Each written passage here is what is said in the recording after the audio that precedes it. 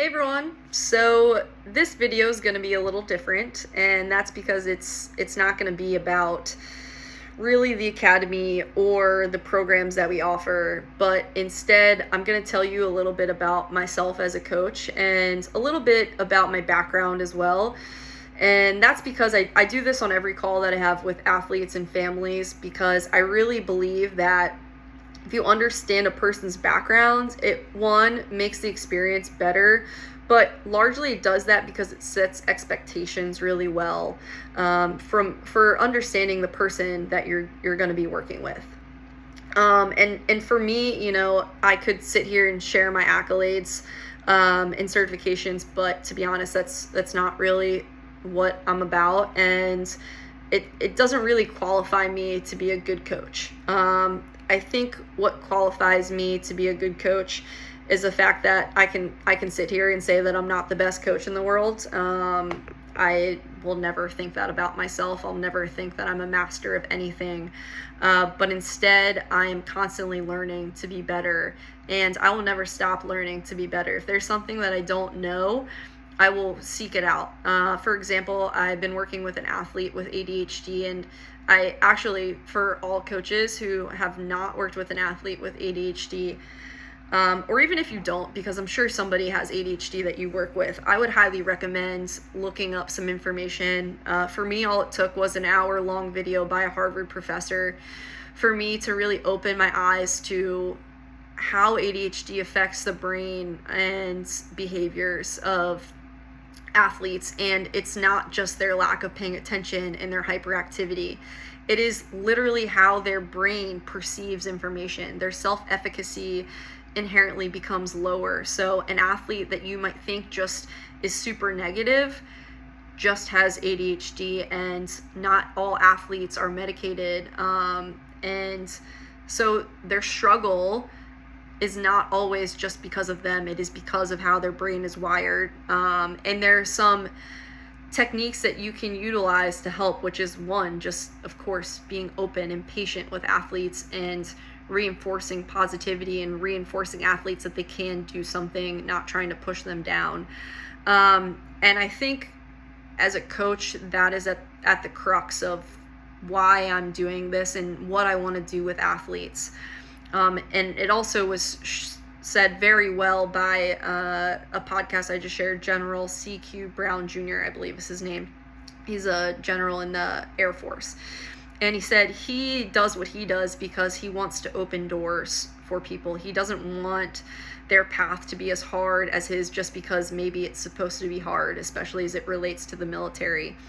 And that's what I am all about. I want to help athletes achieve their goals, achieve their dreams, and make their paths a lot easier than it was for me, and more enjoyable through the process. And I'm not going to go into it too in depth here because I would have you on here for an hour, but my path was incredibly difficult, and there was so many instances of me struggling for a lot longer and a lot harder than I had to. And again, I just don't want anybody to feel the things that I did when I was playing. And to be honest, a lot of that came down to a lot of mental skills, a lot of me not understanding who I was, and just trying to fit in and not being confident in myself to stand up, and just be myself and try to figure myself out. I just kept trying to push myself into a mold and try to be the best student and athlete that I could be, because I thought that's who I was supposed to be. I didn't really know I had anything to offer outside of that. And after a lot of work, obviously, internally, yes, in therapy, which is very healthy, and I will again say I'm still in therapy because I think it's so great. No matter what age you are, or who you are, whether you're struggling or not, it's just great to be able to verbalize your thoughts and have somebody else provide new perspective on them. And that kind of goes into what I'm reading right now, this book, Think Again, and that also explains what I'm trying to do. I want to change the paradigm of how we see coaching to not just be about super high achievement, which, yes, that's great. And I know that's probably some of you guys are laughing from the girl that went to Stanford. But I know that even if I didn't go to Stanford, if I didn't end up there, that I would still be this way. I would still end up caring about the whole being of the athlete, about developing the whole being of the athlete. Because something interesting happens.